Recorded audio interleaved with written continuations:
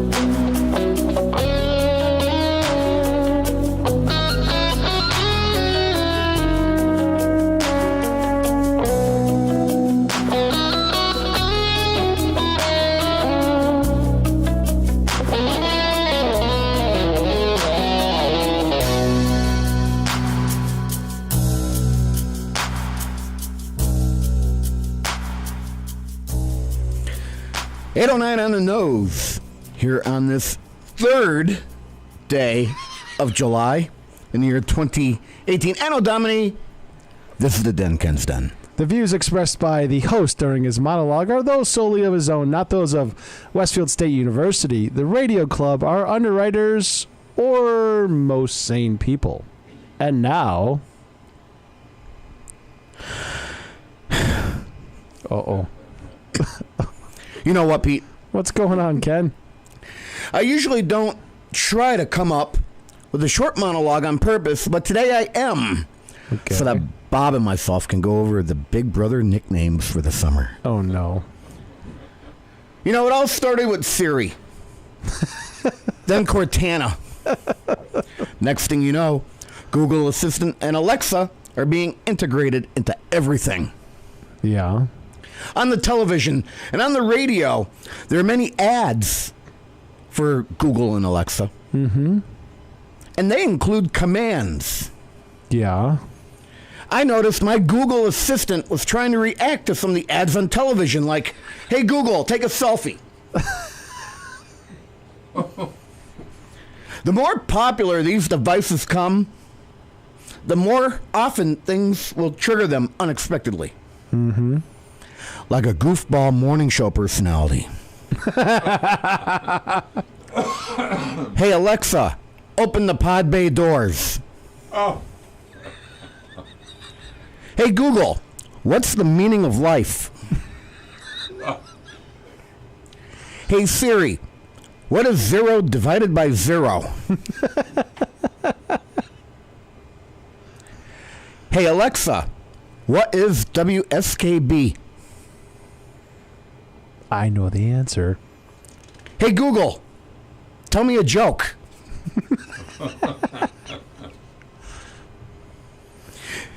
It may be fun to toss things out randomly throughout the broadcast. You're going to terrorize poor people. "Hey Google, set an alarm for Friday at 7 p.m. Oh, that's awful. "Hey Alexa, set an alarm for Friday at 6 p.m. Like I said, it may be fun to toss things out randomly throughout the broadcast. Long-lasting Kenny effect. But for now, I'm going to send things back over to Pete for a quick break. We'll be right back after this.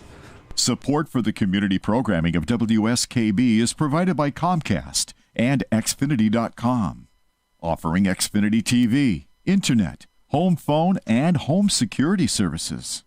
Information on all that Xfinity has to offer in the Westfield area is available online at Xfinity.com.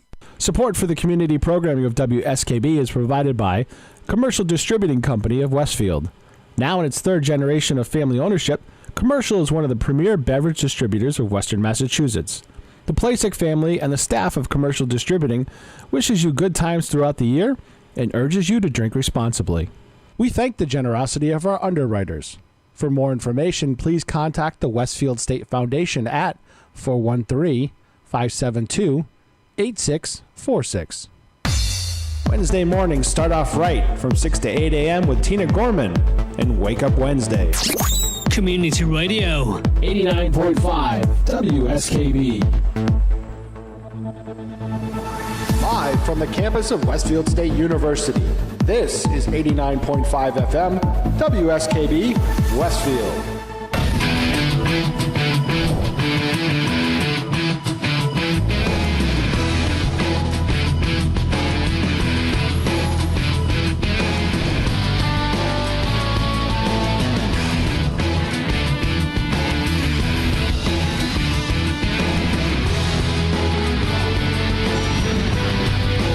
Hey, Bob. Hey, oh my God, there's my, Do you know what that music means? it means it's Big Brother time here on your show that I get to talk about Big Brother. I actually stayed up late to watch the rerun of the show for me so I could talk on today. And Dan, here's my reaction to all that. Yeah. Oh my God, who the hell cares? Exactly. You have Dan Knapik with you today, our former mayor. And he is going to sit and listen to us talk about Big Brother. He came all the way from Cape Cod to hear this. I did. Sad, isn't it? Sad.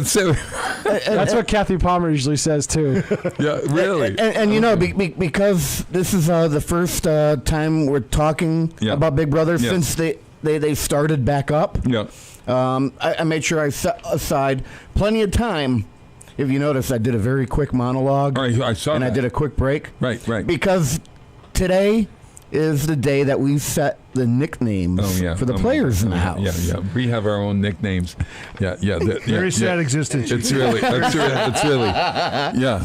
And we ought to tell you, if you want to watch Big Brother, you got to watch it on what's it, CBS, or you can get it on CBS. And on Pop. Wednesday, Thursday, and Sunday. On Pop, you can watch After Dark. Pop After Dark. After Dark. Yeah, that's not for kids. Wednesday night, Thursday night, and Sunday night. Yeah. Yeah. And live, it's a 3-night thing. And live feeds on the CBS app. Yes, yeah.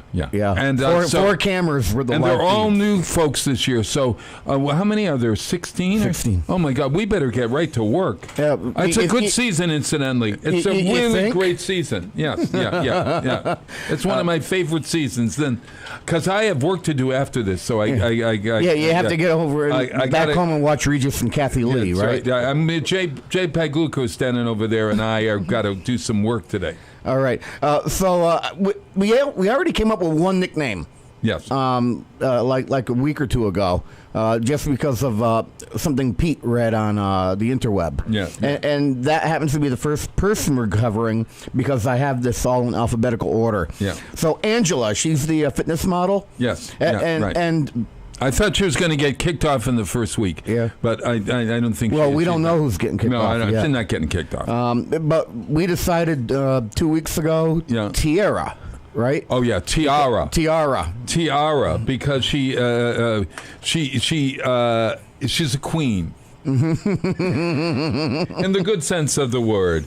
So there are a couple of queens actually on this show this year. Yeah, divas. That word may be coming into play for somebody. Oh my God! I think you might be jumping ahead.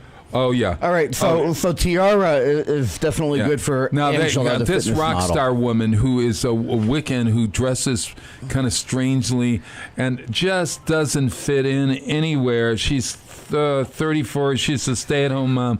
I really think she's going to be voted off sooner or later because she's annoying as hell. And she calls herself rock star. Who calls themselves rock star? Honestly, definitely doesn't somebody look with like issues. Why I do? Yeah, well, you go. Yeah. So what do we call you something else, Jay? So not what rock are we? star. So what are we gonna get? Yeah, rocks in her you know head. what? And all of these are up for you to either approve or disapprove or change or whatever. These aren't in stone. Oh my God! Who the hell cares? So for all right, shoot. For the stay-at-home mom rock star, I came up with freak show. Freak show. Oh, it's a little unkind. Why don't we? Freak a leak. Have you not been watching her? Yeah. Well, I guess I think she's freaky as all get out. Freak a leak. What's that thing? What's that show? Freaky Friday. Freaky Friday. Yeah. They could call it Freaky Friday. Okay, Freaky Friday. I like that. Yeah, she's not quite my girl Friday. She's Freaky Friday. She's Freaky Friday. Freaky Friday. Yeah. Okay. So you already mentioned, or you said diva. Yeah. And for the flight attendant, Bailey Dayton, I came up with diva. Oh yeah, I think she is. Totally, 100%. Yeah. She's a very she's going to go far on this show. Yeah, she also has the. If she doesn't start to out diva herself, she's going to go far. She's got to be careful. She's got to be careful. Now Brett, oh God, Muscle Man Cybersecurity. He's from Roxbury or something. I think he might even be from the Cape. Brett Robinson. No, he's from outside of Boston. Is he? Okay. Yeah. Okay. Yeah. Always Charleston. Oh, was it Charleston outside of Boston? Yeah. Okay, so he's a hunky guy, wears no shirt. He plays with computers all day. Yeah, what are you calling him? You might like this one. Yeah. Knobs. Cupcake. Cupcake. Cupcake. Nerd stud. He is actually a nerd stud. Yeah. Nerd. Yeah, because he is very nerdy. All right, I'll go with that. Nerd stud. So it's like part of me and part of you there. There's nerd and stud. Right? Figure out which one's which. Okay, yes, my friend. Okay, now. Swaggy C. This is another person. He's named himself. He goes by Swaggy C. His real name is Chris. I think he could go far, and he did the unfortunate thing, Dan. At the beginning of the show, when you start to control the house early, everybody hates you and gets rid of you early. It's called order. Oh, yeah. You got to know when your place is to sort of shine, and he's shone too early. He's shining too early. I can't stand the guy. You can't stand I kind of like him. The every shirt he wears says Swaggy C, and he talks in the third person. It's always Swaggy C this, Swaggy C that. I'm so tired of Swaggy C. Okay, so what are you calling him? He wants to be Paulie D. Well, I came up with third-person putts. No.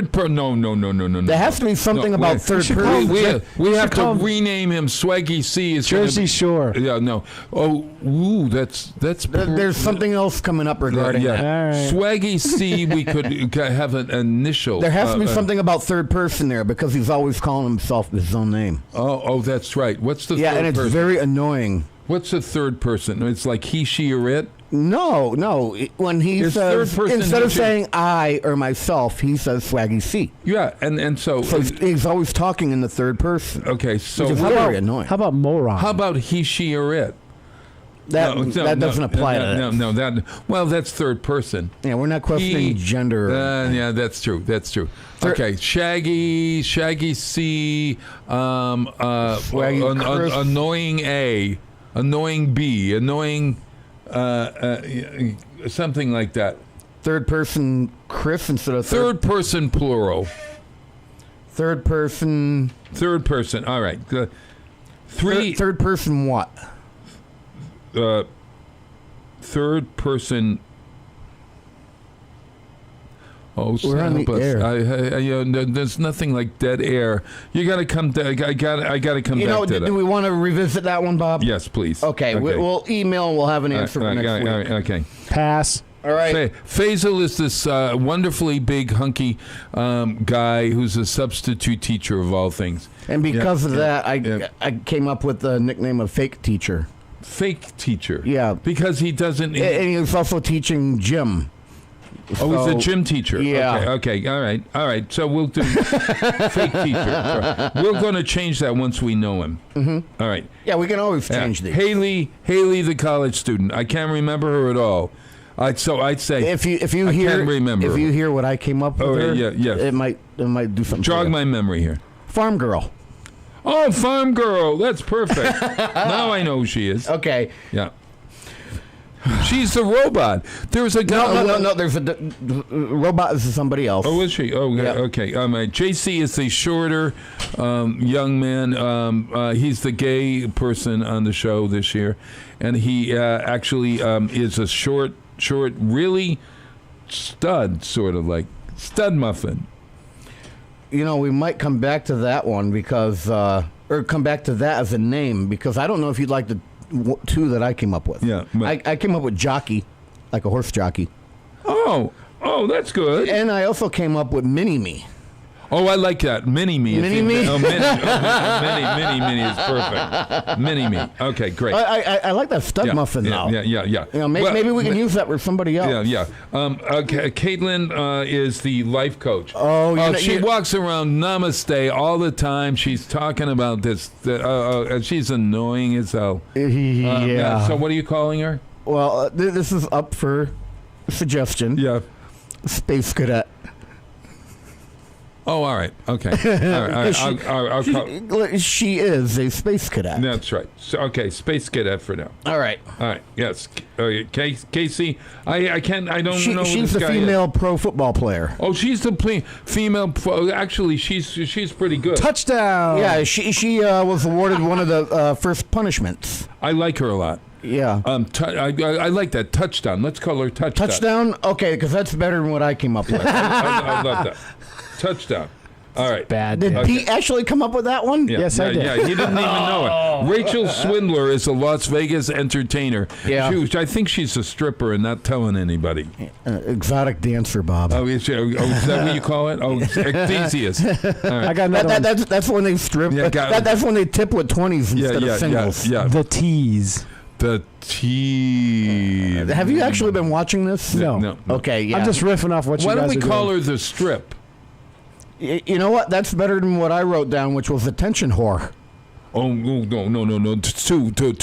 Two right out there. No. The strip right now. The tease goes more in line with what he was thinking. Stripped. Oh, we could call her. Oh, I get it. Strip tease. Strip. But also tease. Goes along with what he had, attention blank. Oh, I got it. The tease. Tease. She's a tease.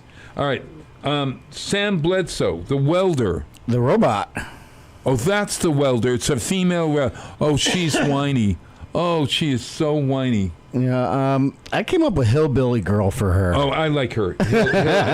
She is. And I actually like her. I think she's adorable. I think she was the fan favorite this week. Yes, she did, and she won a power to save herself or anyone else if they are evicted within the first 4 eviction ceremonies. That's right. Okay, quickly. Too much information. Scotty Salmon. Sultan, who is that? I don't remember. The shipping manager. Oh, he is the nerd. He's the guy, the tall, gawky guy. Yeah, and you might. Why don't we call him gawky? We can, but I'll let you hear mine first before we settle. Yeah. 26 YOV. What's I don't get it. 26-year-old virgin. 26 YOV. Is that? Oh, he is. That's he's been proclaiming that a lot on the show. So, all right. Well, what did you come up with? I was calling him just Gawky. Gawky? Which one do you like better? Gawky V. We'll call him Gawky V. Yeah. Gawky V. Yeah. V for that. Because he might lose it in the middle of the season for all. Yeah, they're already into play underneath the blankets. Oh, my God, that's killing me. All right, Steve is the older man who's going to be out of there this week. Yep. Yeah. So we don't spend a lot of time on it. Although if he he's going to be out of there. He could very well win the veto. Though. Oh, I don't think he has any smarts to win anything. Well, if it's physical, he may. He's an undercover cop. Yeah. And he ought to stay undercover and go back to work. So what are you calling him? I came up with 2, and again, we can decide if they're viable or if you come up with something better. Because you are actually, I have to give you kudos where kudos are due. You're actually pretty good at this. All right, go ahead. All right, so I like either Goomba, which is that that's Goomba. Jersey Shore thing tied in, or Jersey Narc. No. How about get it? Undercover cop from Jersey? How about Officer Goomba? Officer Goomba. Yeah. I like that. This is all right. How many more? We're horrible. How many more? Two more. I got it timed out perfect, Pete. It can't end soon enough. Right. That's really true. All right, go ahead. Tyler Crispin, who you questioned their. I didn't know whether she was a he or he was a she. Only because the picture, he's a nice looking guy who's like curly hair, and I was surprised that he actually is kind of smart. He's a smart life. Usually those types aren't. Is that what you're saying? He's so smart. Are you square with his gender now? Yes, I am. And I like him. I think he's going to go far in this show. Mm-hmm. What are you calling him? Beach Boy. Oh, that's good. All right. Now, this is the guy that carries guns. This guy has guns. He loves guns. Yeah, and I played on that with this man. We're talking about Winston Hines. Winston Hines, the medical sales. And everybody doesn't know that he likes guns. I was worried about him. And you know what? I'm learning to like the guy that likes guns. I don't know. Are you saying I kind of like him? Are you saying that you don't like me then? No, I just was kind of scared of him in the beginning. Guns. Okay, so what are you calling him? Double barrel? You know what? That's a lot better than what I came up with which is Gun Boy. Oh, Gun Boy. Let's call him in double barrel. Double barrel. Gun nut. Yeah. Hey, I like double barrel. I'm going to come up. Okay, so let's come up with a nickname. If Dan Knapik, Mayor Dan Knapik, was on Big Brother, what would his nickname be? No, just the people that are on, please. We need to keep the show moving. No. What would your nickname? Well, could we have a nickname for Dan Knapik?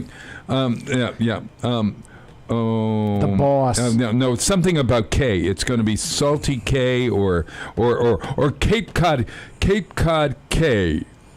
Cape Cod. No, I don't know. Who the hell cares? All right, enough of this. I'm out of here. So you and I just have to come up with something for Swaggy C, Mr. Third Person. Yeah, we'll do that as our homework. Okay. And come up next week. All right. You got to see the show. It's actually really fun this season.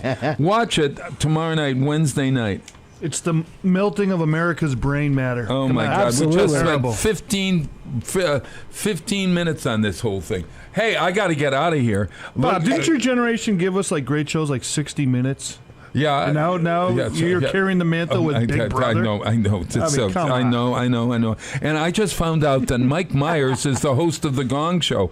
I'd watch. No, but he does it in character. But he's got makeup on. I watched it all last season, thinking it was a crazy British man. You didn't know that? You thought that Tommy Maitland was the real person? Yes, I did the entire time. Honest to God. At any rate, hey, I'll see you guys. You have half an hour before Regis and Kathy Lee come on. I know, and I've got to work with Jay Packluke and No. I'm working on it. I didn't think he was even alive still, is he? No, it's Kelly and whoever now. Kelly and Ryan Seacrest. Hey, 8:30 and a half. Bob, go out and volunteer. Yeah, I am. Bye. Support for the community programming of WSKB is provided by Bay State Dental.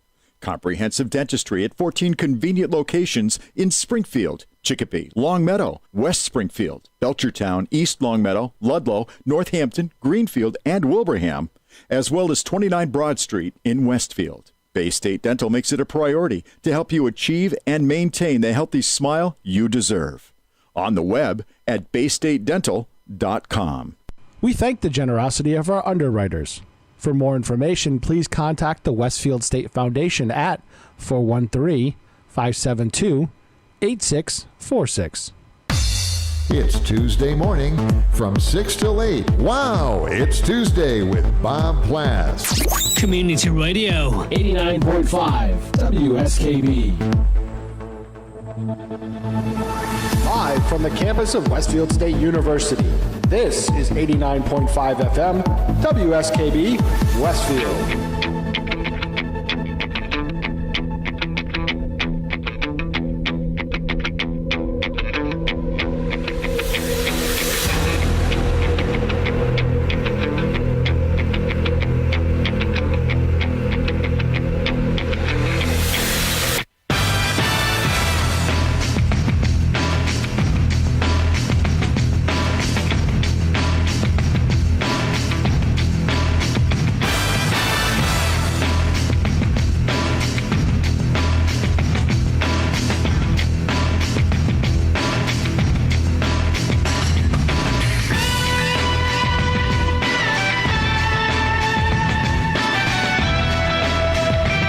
Two and a half.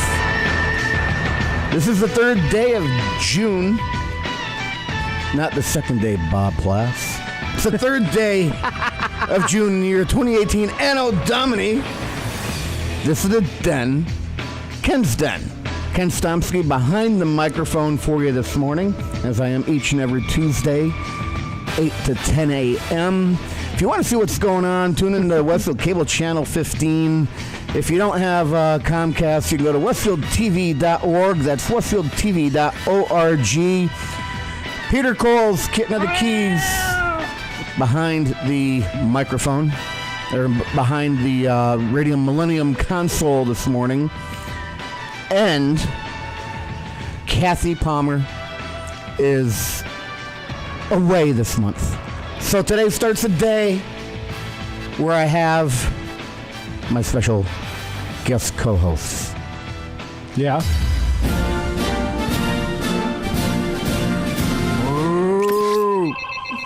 You're locked on 89.5 WSKB. The Dan Knapik Show. Community Radio. Remember that, Dan Knapik? I do. Yeah. You know, I love what you guys have done with the studio since I've been gone. Nothing. Zero. Yeah. Looks exactly the same. Yeah. I don't know. There's a lot more records. I looked at the old video when I played back one of your shows. Yeah. When the mayor took the day off. Yeah. And I looked and I'm like, the walls are really these bare walls back are there. bare over here. Yeah, but the cheesy lights are still here. You know. I added those after. Oh, okay. Yeah. There were cheesier lights. You guys have been holding down the fort really good. So. So I want to thank you for taking 2 hours out of your life. You're never going to get back to come in here this morning. That's a sad statement. Yep. Yep. Mr. Dan Knapik, the man responsible for me being on the air here at WSKB. Pretty much all of this mischief and mayhem. So naturally, when he's in town, he gets the invite to come in. Thank you, sir. And you're an ideal person to have come in today. Oh, boy. As a past mayor of the city of Westfield, who's dealt with budgets and dealt with city politics He still before. deals with budgets right now. Yeah. Right. Yeah. But as a mayor specifically of this town, we have joining us the city council president, John Beltrandi. Good morning, John. Good morning. How are you? And I think it's going to be great to hear from the questions or commentary back and forth here, especially regarding the budget process, seeing we're there right now. We're past that. Yeah, we're done. Yeah. Yes. Congratulations, John. You ran a marvelous circus. Thank you.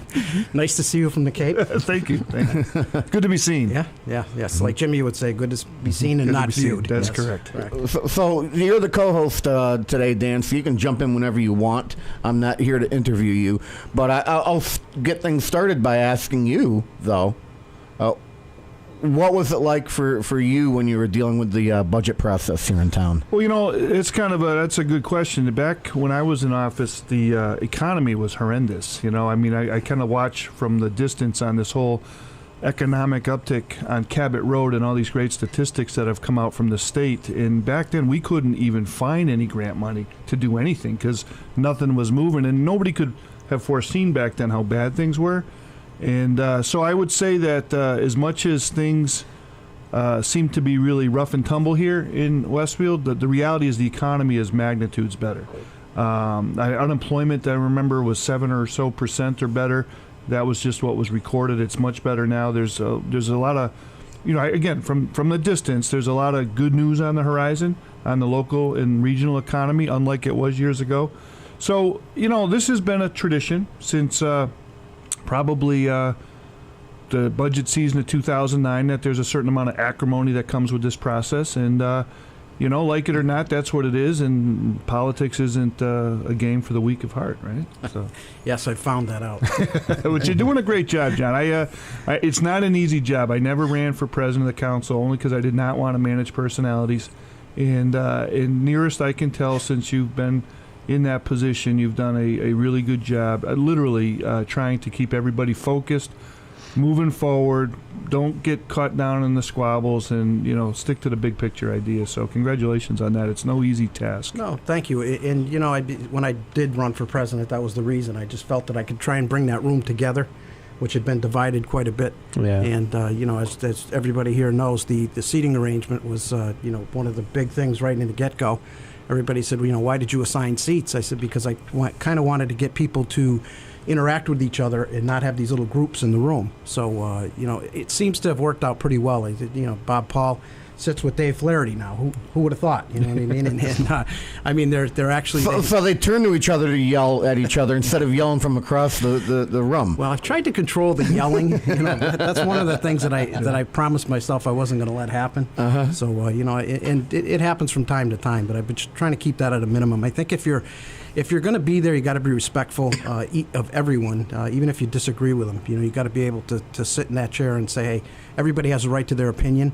And everybody's got to be treated the same. Yeah, and that's a good point because it can be it's a lot of what you hear is your opinion. Just because you say something, not meaning you, but just you in general, doesn't mean that it's the right answer. It doesn't mean it's the wrong answer. It's just simply how you feel about something. And I think one of the things that our good friend Mutually Together I learned from years ago was Charlie Medeiros. Charlie could fight and just go into a complete tirade, but the minute he was done saying what he needed to say, he forgot about it, moved on. And I think one of the great lessons to Charlie was don't take it personal, leave it all in the room, because that's where you're there to pour out your passions and whatnot, be respectful. But just don't forget that there's more in commonality. The other thing that I think that was important for people to remember is that the form of government succeeds when you compromise. And Charlie was great at saying a half a loaf. Walking into that room, it's better to come out with a half a loaf than no loaf, And I think there were a lot of great Charlie-isms John and I could share over the years between each other that are really, good lessons for all politicians. I mean, the man was a local legend for 33-plus years at the local level, and there wasn't much he didn't see. And, and I think sometimes we forget that, really, and it's a shame, but people are passionate, and we've got to, I think what you're seeing in TV on Thursday nights in Westfield is just a small snapshot of how the country is right now. Yeah, and Charlie used to be able to, like you say, you could be in the room and disagree with somebody, top of his lungs, and then go grab a beer after. Yeah. It just, and that's the kind of thing that, it happens, many times after our meetings. Several of us, and not anybody in particular, but we'll go out, with the, Dave Flaherty, Marianne Babinski, Bob. It's a mix of all different people, trying not to have that separation, Just trying to keep everybody focused on, we represent 40,000 people, But then a couple of you get together at Applebee's and we never hear the end of it. Boy, I got crucified for that. I know, that was brutal. Yeah, and I mean, it still comes up. Yeah, you it still see does. It's like, people go to the 99, they go to Applebee's, they go to the, the tavern. Ronald Reagan went out for drinks with Tip O'Neill. Yeah. I mean, come on. Yeah, he did. Yeah. But, the other thing is, I've noticed that it doesn't matter what quote-unquote side you're on, but there's been nuggets of good ideas coming out of all sides. Right. There have been. You know what I mean? There's little nuggets here and there, and everybody gets so hung up on the getting entrenched, but there's good ideas, and people on both sides are recognizing good ideas, and you're hearing them all. Right. And you're pulling those ideas and go, that's a great follow-up. And I'm sure you're talking to the mayor about those things because he's hearing them too. I am. And, Dan hit it right on the head. You got to compromise in this position. When you're a city councilor, you're not going to be right all the time. And I've said this to you before on the show. I said, when I first got elected back 8 years ago, I was going to come in and in 2 meetings I was going to solve all the problems in Westfield. Everybody else was an idiot, and I had it all figured out. And P.J. Miller sat next to me, and after a few meetings, he said to me in the hallway, he said, you ought to learn to listen more and talk less until you know what you're talking about. And I said, yeah, it's probably a pretty good idea. So yep. And that's, there's a lot going on in that room. You got to remember, there's 13 people in there. Yep. And, everybody raises their hand, and they've got something to say. And what they have to say, again, if you disagree with it, it doesn't matter at that point. They have to be heard. Their opinion is valued, and whatever comes out of it, the 13 votes, everybody's got the same vote. City council president's vote doesn't count any more than the guy sitting next to him. It's the same thing. And the votes are closer now than what they've ever been, haven't they? Oh yeah, they certainly are. Some of them are squeaking by one. And that's a good thing. Because it depends who you are. Yeah, depends on which side of the one you are. Yeah, but I think it's also a good thing to see everybody in agreement on something too, though. Yeah, and we actually see that happen on occasion. On occasion. Yeah. On occasion, I've actually been watching Channel 15 and I've seen it. Are you that bored? Yeah, did you listen to the last segment with Big Brother? Yeah. Well, actually, I caught part of it, and then but the thing is with the city council too. It's funny that I have to spend a lot of time talking to the mayor, as Dan knows it. To have a good relationship with the front office is important because getting information from the mayor's office and being able to translate that to the people that are in the room, makes everybody's job easier. And what I try to encourage is instead of making motions and trying to get things done, have a conversation. Just have a conversation with the mayor, or have a conversation with me, and I'll have a conversation with the mayor. His policy's pretty good. He's an open door guy. He doesn't mind having the tough conversations. And again, I don't agree with him all the time. He doesn't agree with me. But at the end of the day, this is how it works. And there hasn't much he hasn't seen in 20 years or thereabouts. No, and he sat in the seat that I'm in, for how many years? Like 9 or something. Yeah, he's been there a lot. Right.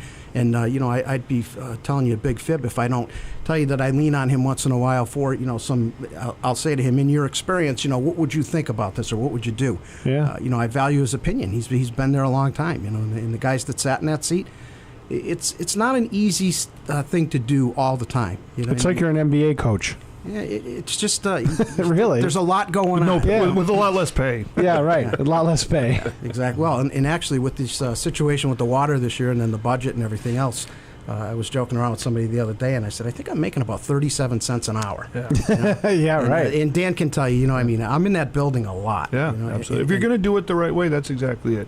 Especially with all that you had in front of you today, the only way you get through that is by talking it out. Yeah. You have to. And you have to spend the time. And I go to a lot of committee meetings that I never went to before. I spend a lot of time on the phone with counselors that I would have never done before because I wouldn't have had a reason to. Right. But, the communication is there. And the other thing is that it gives you a unique perspective on what's going on, and you could pull a couple guys aside and say, hey, this is where this is headed, and you get their opinion on it, and you get everybody together. And I have a feeling I know where I want to go for the next topic, but I don't have enough time right now because I'm up against my quarter of. So we're going to pay our bills. We'll be back right after this.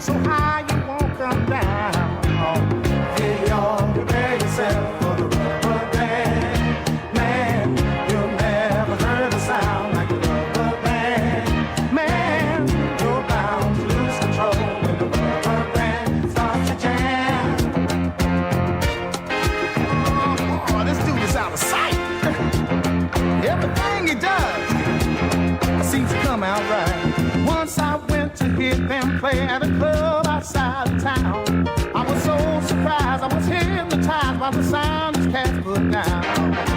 When I saw this short fat guy stretch a band between his toes, hey, I laughed so hard 'cause the man got down when it finally reached his nose.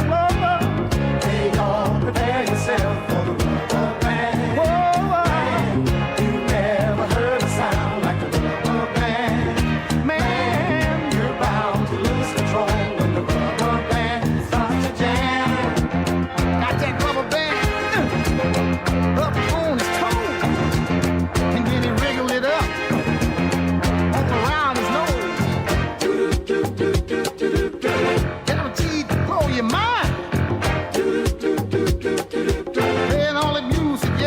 Time. How in the world did he learn that? Oh, Lord. Oh, help me get away. Prepare yourself for the rubber band, man. You'll never heard a sound like a rubber band. Whoa, you got to lose control. Rubber band starts to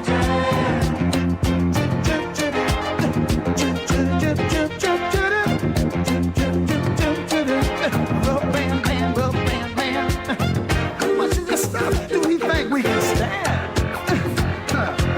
So much rhythm, grace, and debonair for one man? No.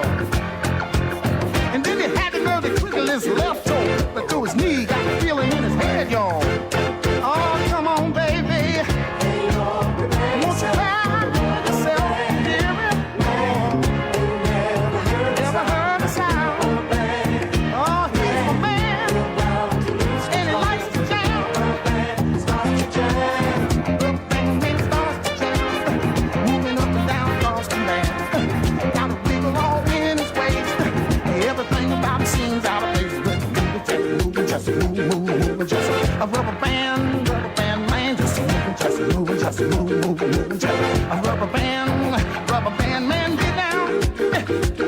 Oh, get down, lover. Underwriting for Community Radio on WSKB is brought to you in part by Rockies. Over 30 convenient locations throughout Massachusetts, Rhode Island, New Hampshire, Connecticut, and Florida. One of the nation's largest ACE dealers. Expertise and great product selection in paint, hardware, lawn and garden. That's Rockies. Rock solid service since 1926. On the web at rockies.com. Support for the community programming of WSKB is provided by Wally Computer Associates, one of the largest technology providers in North America. Headquartered in Southwick, Wally provides all of the products and services that you'd expect from a world-class technology partner to schools, colleges, businesses, as well as state and local governments and agencies. Wally Computer Associates, meeting all of your technology needs. On the web at WCA.com. We thank the generosity of our underwriters. For more information, please contact the Westfield State Foundation at 413 888-572-8646. Discussions of local politics, events, happenings, and miscellany potpourri. Ken's Den, Tuesday, 8 to 10. Live from the campus of Westfield State University, this is 89.5 FM, WSKB, Westfield. Do you know who I am? Kenny! Surely you can't be serious. I am serious. And don't call me Shirley. Who the hell is that? Kenny! Who is that? Kenny! Who the hell is that? Kenny! Who is that? Kenny! You're listening to Ken's Den with Ken Stonsky. That's the fact, Jack! Giggity, giggity, giggity. Giggity, 850 on the nose. Dan Knapik and John Beltrandi in the studio this morning. Something came to mind just as we went to a break. Yep. And you know, maybe I'll bring up the water situation later on, but this kind of ties in with water. Dan, you've been following what's going on with the water in town. I'm wondering, when you were in the office, was there a particular situation that you had to deal with that you can kind of relate to the water situation here in town? Yeah, you know, when that first started unfolding, I think when I left, they were just starting to have trouble with some of the wells from an operational perspective. So I remember texting the mayor a little while back. I said, I just want to know one thing through all this noise. Is it safe to drink our water in Westfield? You know, of course, I knew the answer. I mean, municipal tap water is the most regulated water that there is, you know, and there's all these testing criteria that have to be met and whatnot. So it's a complicated issue. I mean, I spent 20 years in the hazardous chemicals business teaching people about hazchems and how to work safely with them. So, you know, in my perspective, people are getting a lot sweaty about things in the parts per trillion. Well, you know, we used to put on suits and respirators to deal with radioactivity and chemical exposures in the many parts per million, which is magnitudes less than parts per trillion. And we did that for hours on end as part of our workday. So I think of like the water situation being, there's certain risks in life. You know, I mean, I enjoy a good cocktail. I like to smoke cigars. And I drive a lot of miles, right? All of that puts my lifetime risk of premature death and dying in a very high risk category, right? So I'm not really sweating a couple of parts per trillion of whatever this stuff that could be in drinking water. Not that it's there. But that being said, what I do know... Or was in the water bottles you used to use all the time and things like that, you know? Or that being said, what I drank out of the hose when I was a kid plenty times. Is for those people that worry about it, and for pregnant and expectant moms and young and moms with infant kids. I mean, there's nothing you can say to make it feel better. You know, so you have to appreciate that in this line of work. And that all being said, I think what you got to do is you take in a lot of information, and John knows, being in the president's chair, you take in a lot of information. In the job in that office is you have to make a decision, right? And so, like I would say, back when I came in office, like I said, the economy was horrific. We had this very delayed and kick the can down the road situation with the school population, and we had been on record for a number of years saying Abner Gibbs was a decrepit school environment, needed to change. What do we do? And at that time, there was the state school building authority froze up, didn't offer a new school project for 5 years because they went belly up, and they had to reconstitute this new thing. So as I was coming into office, they had finally unfrozen themselves and issued an opportunity for school districts to get in front of them for new school projects. And so back at that time, I think it was in 2007 or so, Mosley School had shut down and had filled Southampton Road and Paper Mill with a lot of kids, so they were burgeoning at the seams. And people don't realize that Abner Gibbs and Mosley are the exact same school, built at nearly the exact same time. With Fort Meadow, by the way, right? So we had this aged, decrepit infrastructure. We had burgeoning school situation. We didn't have a lot of options. And the school committee was indicating that, you know, the replacement for Abner Gibbs had been on the table for a while. It had actually, back in, I think, 2008, they constituted a building committee, put some people together, had a few meetings, but because there was no finance mechanism from the state to do a new school building, it kind of fell apart. And then it got reconstituted in 2010. And so I was pretty clear from that beginning is that we needed to take advantage. By the way, we were losing millions of dollars out of the city's budget. I think at that time our unrestricted local aid went down by 3 or 4 million. Chapter 78 was millions in the hole. I think maybe $7 to $10 million we had lost. So there, it's hard to make really productive decisions when, you know, all of that's being thrown at you is so negative, you know. So that being said, we did have an opportunity to participate and get extra reimbursement points for what was referred to as a model school building. And that gave us 5 extra reimbursement points. To give you an idea of the cost of... Yeah, what does that mean in dollars and cents? Well, so back then, that school was estimated to be $36 million. The reality is the bid came in at about $24.5 million. Okay, now in Yarmouth, where I'm at now, we're looking at building a new 4 through 7 middle school. Admittedly, the population's a little bit bigger. It's for about 900 kids. That building's going to be pegged in at about $111 million. Wow. Okay? So that talks about inflation, right? And so we knew with every day that ticked by, there would be these costs. So back then, I had said very clearly to the school committee, if we have to do an eminent domain, we're not doing the project. Okay? So we didn't do an eminent domain. If it didn't meet zoning, we're not doing the project. If it doesn't get its setbacks and whatnot, yeah. So we went down forward with that idea. In the situation there, along the way that unraveled was a Juniper Park, right? So Juniper Park was a situation we'd known for a number of years that the city, though it was paying a big rent, the college wasn't putting any capital into it, right? Mm-hmm. And at one time when Superintendent McDowell was in office and Mayor Sullivan at the time, they had wanted to get some extra payments for capital, right? And the city's position at the time was, well, shouldn't you have been doing that all along, right? You know? Well, that all being said, the repairs to the building never got done. So in that sense, a deal was struck along the way to curl us out a population out of the second floor of Juniper. So throw that into the mix. So all of these things are going, and we have this one Hail Mary offered by the state. You get 5 extra reimbursement points on a building. So interestingly, we were looking at doing that project at about 64.5% reimbursement with that extra 5 percentage points for the model school building.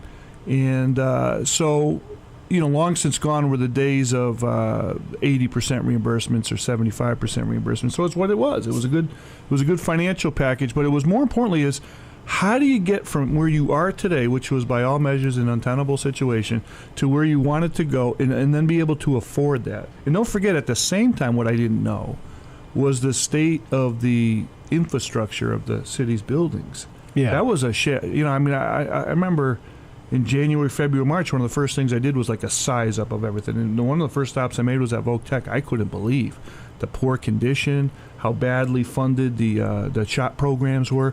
I mean, it was. I mean, I almost cried coming out of there. And the conditions were poor in the 80s. They were horrendous. I know. They absolutely. You're right, Ken. It's inexcusable. And then the one thing that really did shock me, because I thought I knew a lot and was a pretty good student of the city when I was on the council, but I couldn't even believe, we had let the high school track just become decertified because it's a substandard facility. So everywhere I turned for months was just more bad news on top of more bad news. And then if you would ask me, did you think the city buildings needed $50 million to recover themselves in the next 3 years? I would have said, there's no way. I mean, I knew City Hall was in tough shape. I didn't know it was in $13.5 million worth of tough shape. Yeah. Right? So all these curveballs come at you, and one thing the mayor knows is all of the things that are in front of the city, and you have to quickly take in that information, put them in the following categories. Has to get done, there's no option. Should get done, could wait, and then, hey, if we had a perfect situation, we'll get to it. The wish list. The wish list, right? My had to get done list was so big, it took up all the bandwidth to do anything. Now, the good news for John, if he sticks around in office, is if I remember the numbers correctly. It's not up to me. The debt drop-off in the early 2020s, like 2021 or 2022, we'll start shedding a significant amount of debt from the city's operating budget, right? The line item that pays for interest bonds and principal. Like That's correct. Mm-hmm. So that'll give us some breathing room. So the challenge for all the city leaders from this point going forward, please do not ever let the city get in position that it was when I found it. Like, we hadn't bought a trash truck in eons, so that fleet needed replacement. We were borrowing fire trucks from Springfield and West Springfield because we hadn't bought a fire truck in ages. Do not ever let that happen again. Use that bonding capacity that's coming online, put a capital plan together, and make sure you keep your eye on the ball, these are huge hundreds of millions of dollars worth of public assets. And sadly, when I remember the MSBA, we had the second largest recipient of school repair money in 2013, and director of the MSBA said, "Hey, congratulations on achieving this great milestone." I said, "Jack, what are you talking about? Our schools are in tough shape." I said, this is disgusting. I said, we're getting all this money because we let our schools go into such decay. But the problem with the state is their funding is based on a situation where they only give money to the worst possible scenario. It's a red alert. So it's a race to the bottom. Now, here's something that you should pay attention to or remember. Last 2 years for new school projects in the Commonwealth, out of all the applications, 85% have been rejected. So you are competing statewide for a very small amount of resource, and the rejection rate is phenomenally high. Like, I have 2 other schools in our district back on the Cape that need to get done. It could be 10 years before we even see additional money for the next just school. for repairs and upgrades? Yes, because there's so much need, so little money going into the system. Well, and I'm sure at the state level, I mean, the governor's been trying to figure out how to balance the budget and cut the budget, so those are things that go. They kick the can down the road too. The other thing is inflation. The inflation on a per square foot basis on school buildings right now is like rampaging. It's like $550 to $600 a square foot. It's going crazy right now. 9 o'clock WSKB FM Westfield. After this top of the hour, I'm going to get over to John. I want to talk to him about how he's seen public participation at the meetings lately, especially since it was budget season. We'll be back right after this.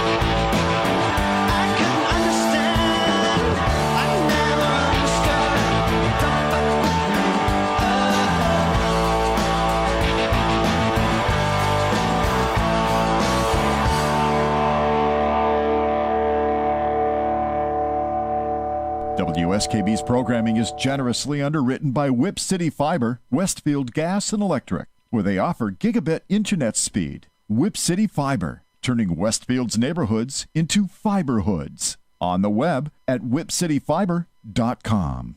We thank the generosity of our underwriters. For more information, please contact the Westfield State Foundation at 413-572-8646. Discussions of local politics, events, happenings, and miscellany potpourri. That's what you'll find on Ken's Den, Tuesdays from 8 till 10. Live from the campus of Westfield State University, this is 89.5 FM, WSKB. Having a child was the most miraculous thing I've ever experienced. When Ken and I left the hospital, I was glowing. But after a few months, the novelty wore off. The screaming, the diapers, blah. Let's face it, nobody has time to raise a kid. I realized after my third child, I hated kids. It's not like you can legally kill them anymore. We're at our wits' end. I'm miserable. Raising children has cut into my life of doing CHOP, taking exercise classes, and sleeping with my husband's friends. What do I do? You need a nanny. All parents need a helping hand now and then, sometimes full-time. At Hampshire Nannies Limited, all of our nannies were trained by professionals in England. Your little darlings are our priority. If they act up, they'll be punished properly. None of this time out or go sit in the corner business. We'll bring your children up in the classic English manner by making them learn Latin and beating them half to death in a single-sex environment. Discipline gave us an empire. What's more important, your happiness or your children's future? Call Hampshire Nannies today. Say it with me. I need a nanny. I'll bang the nanny. That's right. You need a nanny. Hampshire Nannies. 906 WSKB 89.5 FM, brought to you by Hampshire Nannies. I thought this was a family show. Jeez. Why am I here? Where did you find that one? I've had that one for a while, and I've had it in queue, and I figured now would be the time to come out with it. Okay. All right. Moving on. Dan Knapik, guest co-host in the studio, although I think he kind of took over a little bit the last quarter. And City Council President John Beltrandi is in the studio. Now, I noticed you mentioning last week, and I think it might have even been quoted in the paper. But before I get there, I'm going to mention there's a lot of people on social media that took issues with things in the budget. They had their own opinions. They had their ideas. They didn't like this. They didn't like that. And it's always been said, you don't like it, go to City Hall. And you had mentioned after one of the last special meetings that nobody had showed up. We had one individual that came to the budget cut meeting and spoke. The big budget cut meeting where the public could talk. Correct. Yeah. Yep. One person. Public hearing, yes. And one person came. Mm-hmm. And so, it's unfortunate because that's the opportunity to at least be heard in front of the body. We get a lot of requests from people from time to time to say, hey, can you say this? Can you read this? Can you do that? What I've tried to do is not do that because I don't want to start bringing other people's opinions forward. And, I may not come across the way they want me to. And procedurally, that's not the right way to do it either. So if you want to address the city council, just come and do it. You know what I mean? If you want to get involved in the process, by all means, that's what we're there for. And there were 0 members of the public at the subcommittee, the finance committee meetings with all the department heads. The only person that was there besides me that wasn't a counselor was the reporter from the Westfield News. That was it. Right. And I was there with you at every one of those meetings. Yeah. I attended every single budget meeting. I felt that it was necessary to be there. The guys that are on the finance committee, they did a good job trying to get, things going. I wanted to see if there was anything I could do to help them in the process. Yep. So I thought it was important for me to be there, but it would have been nice to have other people there as well. Well, just to learn the process part of it. And it's not... Things can't be changed on a whim. Things can't be added. Things can only be subtracted. Nobody knows the process unless they actually show up and start listening to it. Right. And let's not lose sight of the fact that some of these things, when you take a look at how thin these budgets are, I mean, you're literally talking about not being able to pay the bills if you cut things out of the budget. Yep. You know, and you know, some of the examples that came around at the time was, you know, if you're taking money away from a department, you know, how do they function? They can't function. You know, they literally can't function. So there's got to be more creative ways moving forward to make some of this stuff happen. But you have to pay the bills, and that's what the budget process at the end was. We sat there and we said, we have to pay the bills, period. So after all the conversation was done, everybody voted to pay the bills. And next process, let's see if we can sit down and find a way to make that process a little bit easier and better for the taxpayer. But at this point, everybody wants services, okay? I pay taxes, Dan pays taxes, you guys pay taxes, you know, everybody pays them. You're paying for services. And so at the end of the day, if you're not going to do that, then you're going to lose services and people. That's the only place we've got left. Yep. Mm-hmm. Now, it was mentioned often in social media that a bunch of cuts were suggested, not one was taken. What would make it possible for some of these cuts to go through? Well, the cuts that were suggested were just too drastic. They were too dramatic. You know, you can't cut the kind of numbers out of these budgets that, you know, that they're talking about. You literally can't function. So moving forward, you know, there's got to be a conversation had. You know, some of the counselors and you know, Dave Flaherty's been around for a long time now. He's 10 years, 11 years. You know, he's been saying the same thing. You know, that at the end of the day, we got to figure out how to get some of this debt paid off. You know, moving forward. You know, Dan mentioned before that our bond situation is going to improve because some of this stuff that we had to do capital improvement for, which was necessary. Again, you know, I mean, I was there when City Hall was being redone, and you know, I went through that building and I went through with Tammy Teft and looked at some of the horrific things that had to be dealt with. When they opened the walls up? Well, they had no idea. When they went up in the attic, I mean, I took a walk up in the attic in that building, and I was horrified. I said, there's broken things up here that, you know. Structural things. And nobody caught that. Somehow in the process, the engineering and the architect never caught those things. And the taxpayers and you know, mayor at the time, this is one of those things. You're dealing with it right now, okay? Yeah. You can't kick that down the road. This is an issue you got to do. So 3 things with that building, Jen, that used to get my attention. I used to sit in the council chambers, and this is years ago. There was only 3 support columns in the chambers, right? And you look at that one area that's kind of like to the left of if you're sitting on the area by the city clerk side. Yep. There's one. You look at that just from symmetry perspective. You're like, I wonder why that column is. There look like there should be a column there. All the wood paneling looks like there should be. So there never was, right? And then one day the ceiling fell in the council chambers. Turns out what had happened was up in Mark Crissati's office in his closet. The water for over the years had come in through the roof of the front of the building and had got into the pocket, like these big timbers sit in these like cement pockets on the side, on the wall, on top of the sandstone structure that is, or brownstone structure. And over the years, the water had eroded away the cement, and it dissolved or rotted away the carrying beam. And so the beam just did this. It just dropped down. Yeah. So we got a company in there, I think it was Kurt's Construction, to jack it up and bring it back up. So when I got into office, I went over to that spot, and you could still see out into Court Street from that spot because they could only jack at a certain height, you know. So then I marked up on that little walkway that goes over like Joe Mitchell's office is. Yes. Yep. I noticed that there's a storage closet there that the door swing was racked a little bit, the head casing and the side casings. So I took a pen out and I marked it just to see like if it was moving at all because there was some cracking of the plaster up there. So in a short amount of time, I said, wow, my God, it's growing like this, right? So what was happening was the superstructure in the attic was rotting away, and it was kind of collapsing itself, and it was putting all these stresses in the building.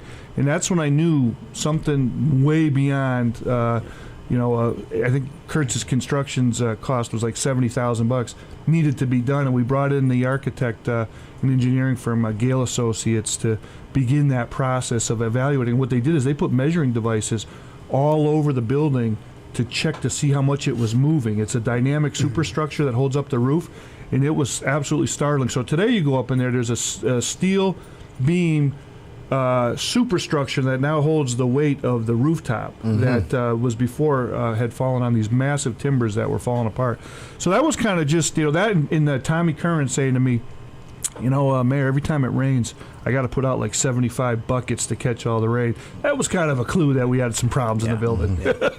But, the sad part is that most of the buildings, like you said, were in that shape. That was terrible. The Voc Tech, the gym was leaking like a sieve. Yeah, so Southampton Road, Franklin was leaking. I had ceiling panels breaking away from water leaks at Highland. They were all in horrendous condition. It was terrible. Yeah, and and even beyond that, the infrastructure just in the roadways. And we didn't even talk about the roads, right? That was a whole other issue. All the infrastructure issues that we have, and still have. We have a lot of infrastructure issues that we still have to deal with. But it's not cheap to do these things, and it's easy to complain about all these different things.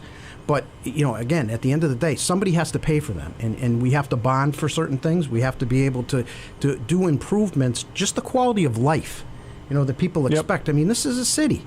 Okay, we do a lot of things here. Okay, we do. We got some new bridges over the years. We got some great money from the state, from the federal government to do some of these improvements, and you can see them coming in. But we're still the finish line is not right in front of us. It's a ways away yet. Right. We still got a lot. You to go do. back in time a little bit to the mid 2000s. That gateway entrance to the city between the National Guard Bridge on Route 20 and the Great River Bridge, it was disgusting. I would hear from the college presidents at the time and the president of Noble Hospital, man, you guys got to do something about this. Every time we bring a prospective professor or prospective doctor to town or college president or vice Coming president. Coming down Route 20 looks horrible. Yeah, they were like, once we got them into town, they like, the hospital facility was nice, the college was nice, but man, to get into town and downtown, you got to do something, and you look at it today, and that's what I think some folks don't really appreciate is how bad things had decayed.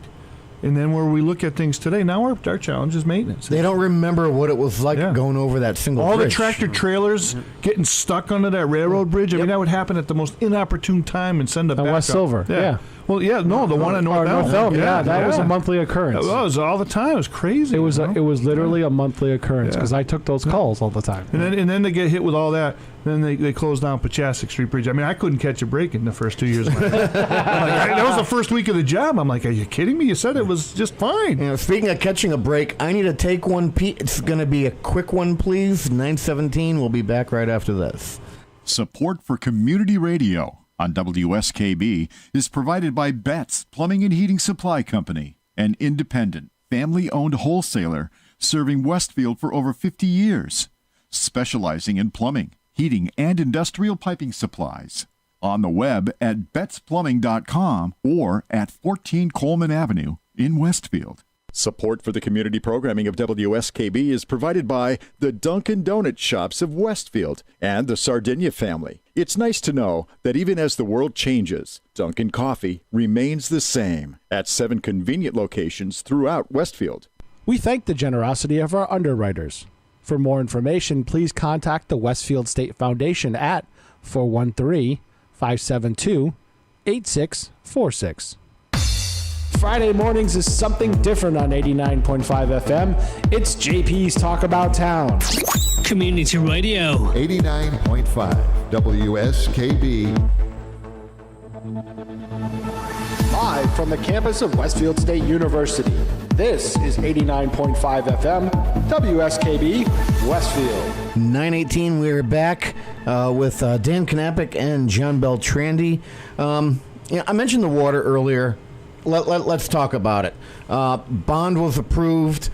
Work has begun. Where are we at? Well, currently, if you drive down Union Street, you'll see that they are putting in the filtration, the temporary filtration. Now, this is at the bottom of Springdale. Yes. Yeah. That vessel showed up last week. Yeah. Ironically, the morning. And that's the location of well 2. And so that vessel is now there. The infrastructure part of it is in process. I think they're getting ready to pour the pad that it's actually going to sit on. So that should be up and running, relatively soon. Ironically, it showed up the day of the vote for the bond, where it finally passed. So, but that process is in. The bids are out, and I think they've already been done for the 7 and 8 project. And also, we're working on the 1 and 2 permanent filtration. You've got the maintenance and repair of the terrible condition of the water towers, the tanks. One of the ones up off East Mountain. The one on East Mountain Road. It should. I mean, it's just. I can't believe it's still standing. I mean, if you look at a Google view of it, you're like, "What the heck's going on over here?" So that's going to be a brand new tank. They're already working on that part of it. So everything is in process. It took a little bit longer to get to where we are than what we had anticipated. And that being said, one thing I want to make sure that is out there is that, again, I respect the hard work and the effort that was put in by everybody involved. Okay, not the water department, the mayor's office, all of these different people, the city councilors that agreed or disagreed with the end result. They spent a tremendous amount of time and energy getting information from different parts of the country, from different experts. Our situation was a bit unique, so a lot of it didn't pertain to us, but it wasn't a bad idea to have the information. At the end of the day, we came to the realization that we had a lot of experts in, we had panels, we had discussions, and what we ended up with was the best possible situation based on what we have in front of us today. And Dan will tell you that this is what you deal with. Is 10 years from now, it's easy to look back and say, hey, that was a really bad idea. You know what I mean? Somebody can look back now and say, hey, fixing City Hall, we should have just knocked it down. But unfortunately, we don't have a crystal ball. We don't deal that way. So when you have the best information and the experts available to you, you make the decision based on that. And, looking down the road, I think that, it'll come back to us by way of, somebody's going to be responsible for this. Somebody's going to end up paying for it. And the ratepayers, hey, I don't want to raise anybody's taxes. I don't want to raise anybody's rates. But we need to deal with what we have today to get things back online.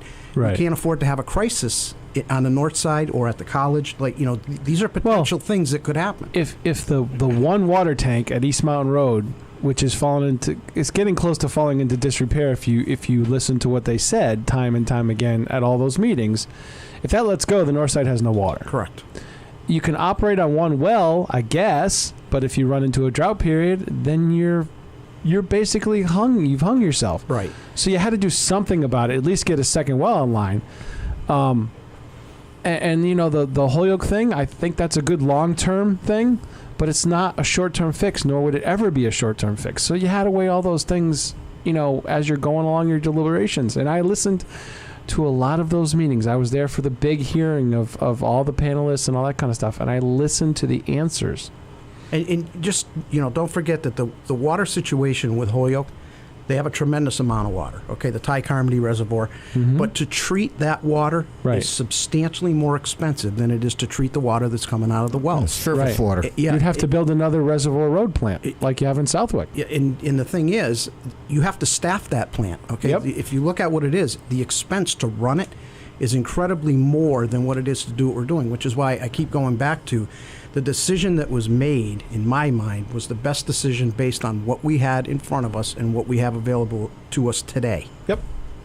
Any fear in the back of anyone's head, well, what if we do all this and it doesn't work? Again, I don't have a crystal ball. I can't tell you that. I've said it publicly. I said it at the meeting. This is the best thing that we have available to us now. This system, but people that we're are using it right now, doing the same type of filtration. Right, and this system, the way it's designed, has the ability to be retrofitted with other things to take care of potentially issues that we don't know about at this point. You never know what's going to happen. I mean, you could test this water a year from now. It could come back with another compound in it that we don't even, we weren't even dealing with.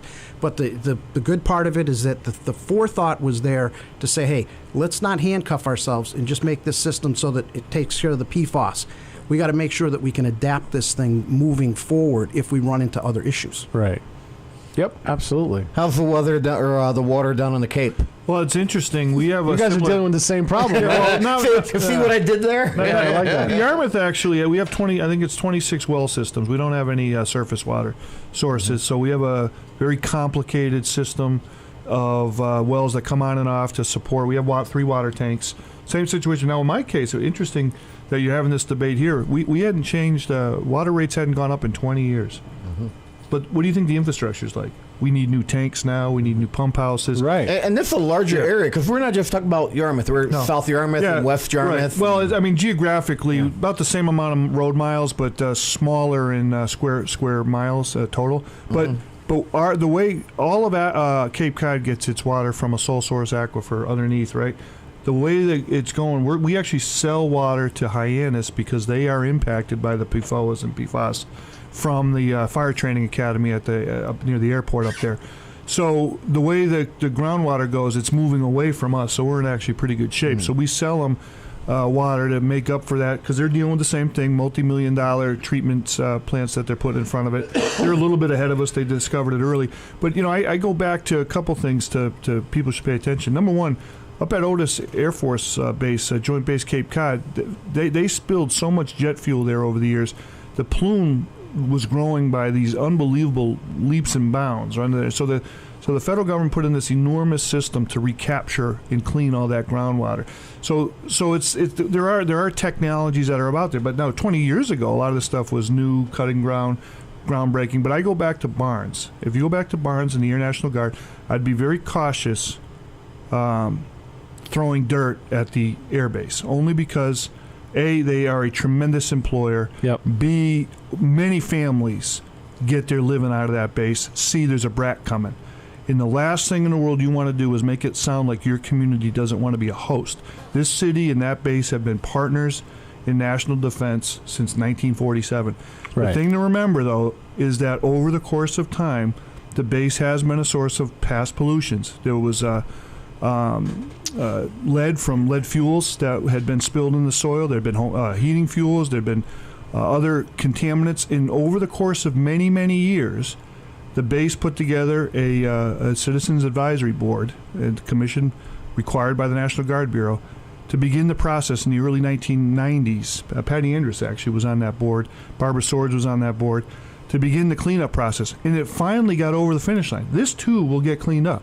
And at some point, in the case of those other contaminants, the government paid the bill. It takes time. And right now, PFOAs and PFAS are contaminants of emerging concern. They're measuring these in like minuscule parts per trillion. We didn't even have that technology when I got into science in the mid-1980s. I mean, this is like fantastical stuff that they find out now. So the debate is often, we find stuff at such a small level today. Can we even tell that it's harmful to us? Because we can detect it at such a small level. But these chemicals have to go through a system in which they get recognized by the government as being contaminants worthy of reimbursement. And we'll get there eventually. But right now, to John's point, here's what you know. You got to get the water online. We got some deferred maintenance. There's no question about it. You did exactly what you needed to do. You brought in all these experts. You took in information. And you made the best decision that you could at that day to deal with the problem that you have today. Mm-hmm. Right, and you got to remember, too, that we're in a bit of a unique situation in Westfield because we own that facility. That's correct. Okay, that's not a military installation that's owned by the federal government. That's right. Correct. So, if you look at the reality of that is that at any time, the DEP or anybody else could come in and say, City of Westfield, you got to clean this up, and you're on the hook. I mean, we have a tenant there that caused the problem, but we own that property, so we're responsible for it. And we get a lot of benefit. People, they talk about the lease being pulled out from the base. The base, the military made a decision years ago to not pay for leases anymore, but they do pay for full 24/7 firefighter protection. Which, if we had to pick up that tab, that airport wouldn't be open 24/7. They also pick up the vast majority of the tab on the snow clearing. That was part of the deal, right? They do the main runway. Yeah, the thing I go back to, though, is we had like $14 or $15 million worth of runway improvements on the main runway, state of the art. That's the best runway outside of Logan Airport in the state. I mean, there are so many improvements by having the Guard as a partner that this base is a model across the country on cost effectiveness. And our partner, the partner has given us a couple of challenges to deal with, but to throw them out, and it just bothers me to disparage you can't trash them like that. I mean, the amount of folks in town, in this region, that derive their livelihood, it's like 1,100 guardsmen draw pay from that base, 400 full-time. It's just, and then all the ancillary support systems around it, too. And no fault of theirs would happen. This is just these things happen in an industrial society. And you deal with it, And even now, we're improving things out there now. And there's monies that are coming in from the federal government. that are making improvements to that airport. There's fencing, there's perimeter work going on. There's always something happening. Mm-hmm. So, they're still providing a lot for the city of Westfield.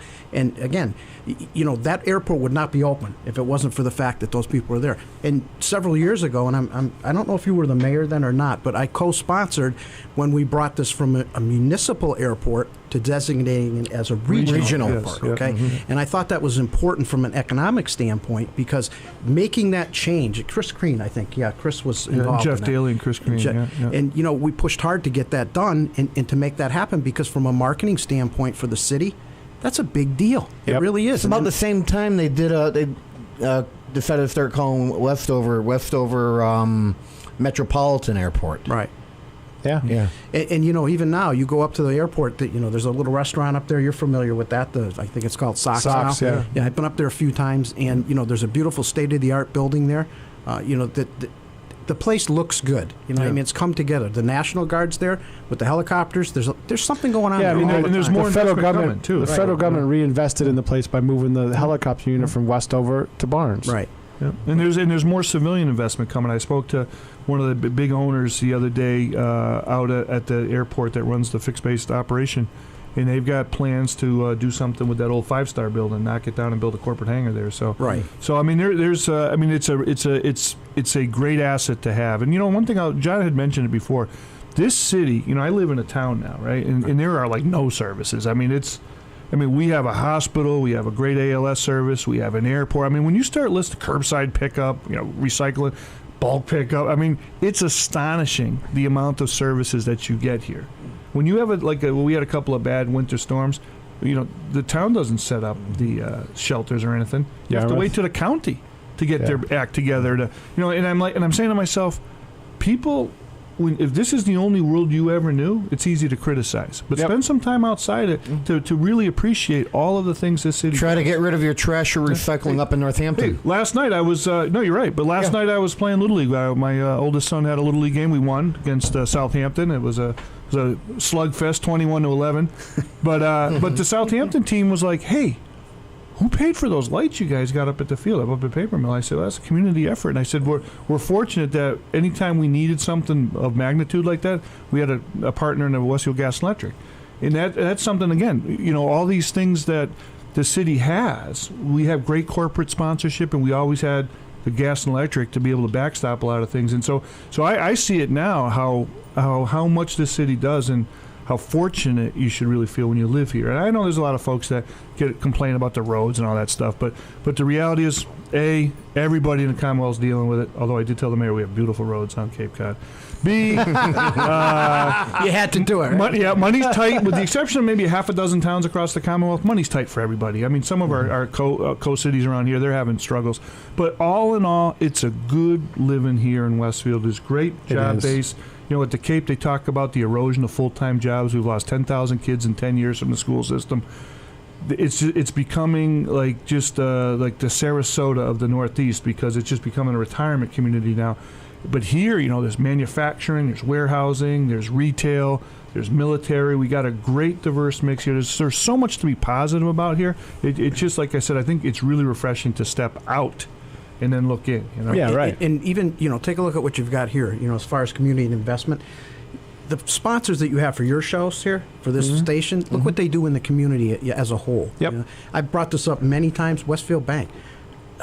They do so much in the community.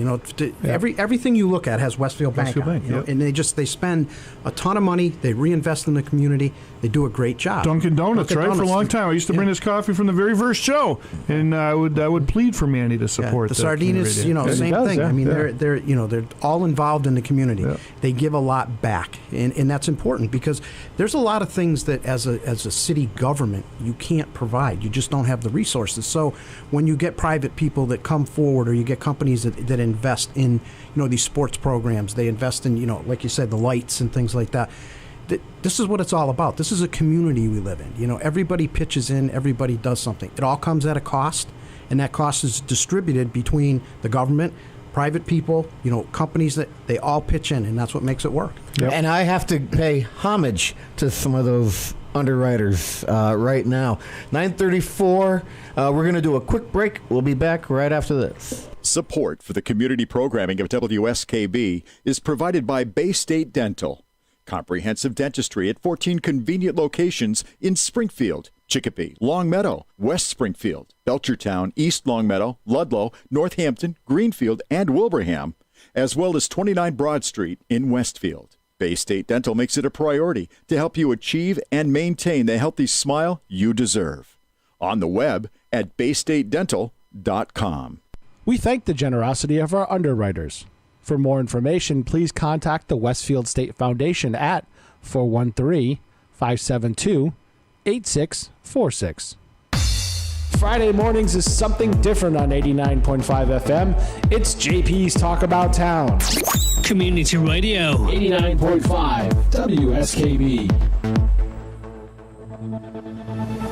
Live from the campus of Westfield State University, this is 89.5 FM, WSKB, Westfield. Hey, did you hear?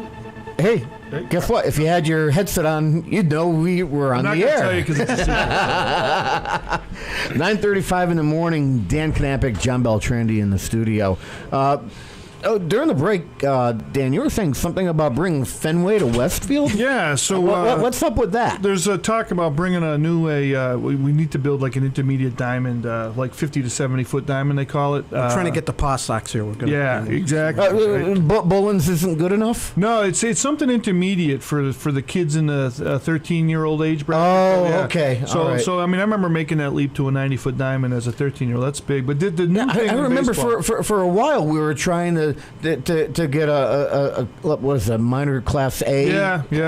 To play over at Bullens. There was actually the Blue Sox came to see me when Holyoke wouldn't repair Mackenzie Stadium. They came over to see. At that time, Bullens was in tough shape too. But luckily, we did the World Series retrofit there. But they were talking about in Belchertown. We played the other night, our All-Star team. They got a beautiful field. It's a Fenway Park. It's I don't know. It's what the 132nd dimension or something. But it's awesome, and the kids just love playing there. And so, if we're going to build a new 50 to 70-foot field, we thought about, what would it take to reproduce that here. So I talked to Peter Miller about it. The league was, some of the league executives wanted to see if we could pull something off. So I'm looking forward to seeing what dialogue unfolds about that. I think just from, like I said, from this is Baseball Town USA right here in Westfield, and it'd just be really cool to be able to build something. Would that like fit on Cross Street and That's allow what we're enough thinking. parking? As well, with the wall, it'll keep the balls from sailing into the neighbors' yards, Man, I'm staying right out of that one. So complete with our own Green Monster? The Green Monster. Although, the thing with the Belchertown's facility, they have lights there. So if you wanted to light it, you couldn't put it at Cross Street. You'd have to put it somewhere else. There'd be a lot of light pollution down there. Yeah.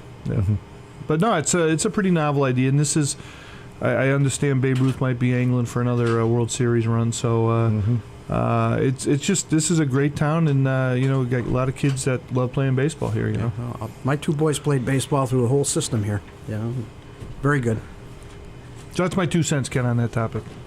Hey, one other thing that we didn't talk about was when we were talking about the airport. Let's not forget, too, MGM being in Springfield. That's correct, yeah. That airport is going to be utilized by people from MGM, whether you realize it or not. People that fly in on private jets. Yeah. They're not I see it utilized every basketball Hall of Fame induction ceremony. Yes. So, that's another key ramp part. Is full. And I think that, as things move forward and progress, next month the casino will be open. I think you'll see a marked amount of traffic increase with the airport.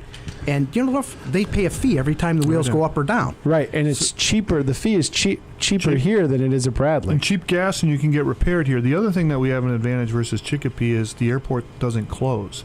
Whereas at Westover, it closes at like 11 o'clock. Right. So the pilot can come on, trigger the lights, and there's also customs here, too. So I think there's, like to John's point, I think we're just scratching the surface about that asset up there, Yeah, and I think that moving forward, again, with Gulfstream, they're only going to get bigger. That's right. Yeah. Okay, they're servicing airplanes. There's airplanes coming in here from Dubai, okay, to be serviced. Yep.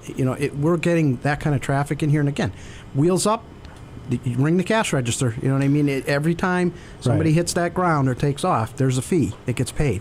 And I think that I'm going to give Councilor Paul a lot of credit for this, because Bob was very, very intent on having the airport be self-sufficient in a short time. And at the time, it was 4 years. It's down to 2. and we've made leaps and bounds towards that happening. They're getting closer and closer. They are, and I think that, if that happens, I mean, that's just better for the city all around. It takes some relief on the budget side.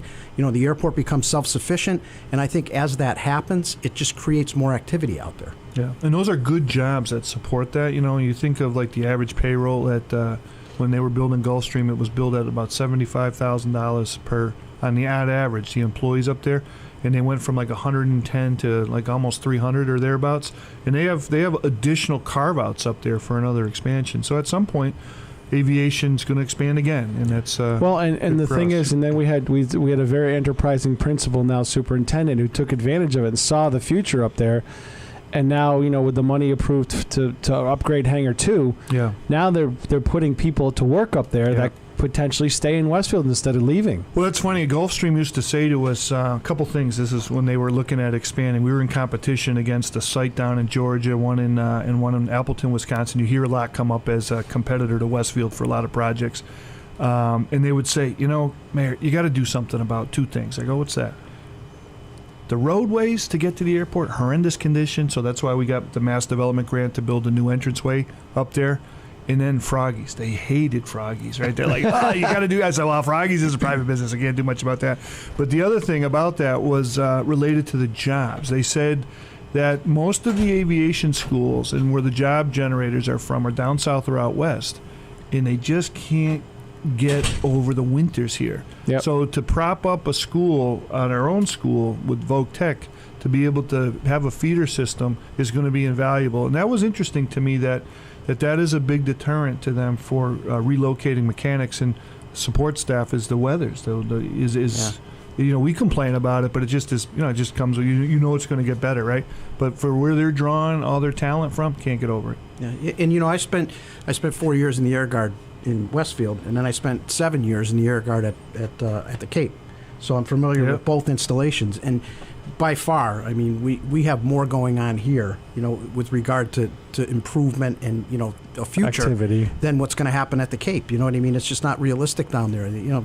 I think here, the opportunity here is for us to grasp, that airport and the surrounding, areas around it, the Gulf Streams, the people like that are going to come in that, some are already here. Let's just expand on that, and make it's part of our whole economic structure. I've got a couple of minutes before I go into the next break. I want to run through something with Dan, but let's just go right into my music instead of the intro, just to save a little bit of time. Okay. All right. Just go ahead and start it. That's the music for Ken's 10. Ken's 10 is a list of rapid-fire questions I send off in your direction. There are no right or wrong answers. It's just strictly your own humble opinion.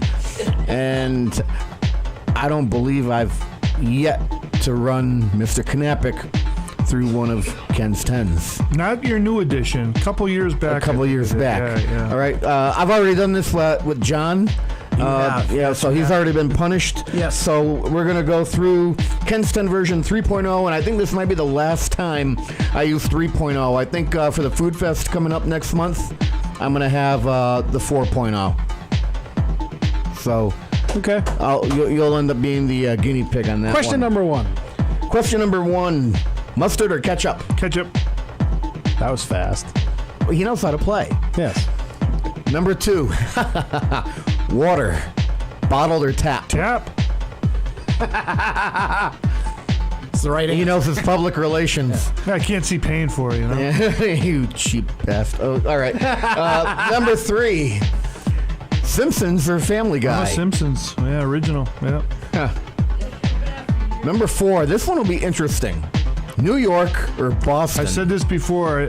I worked for years in New York. I still love New York as it relates to action, activity, and getting around town. I agree.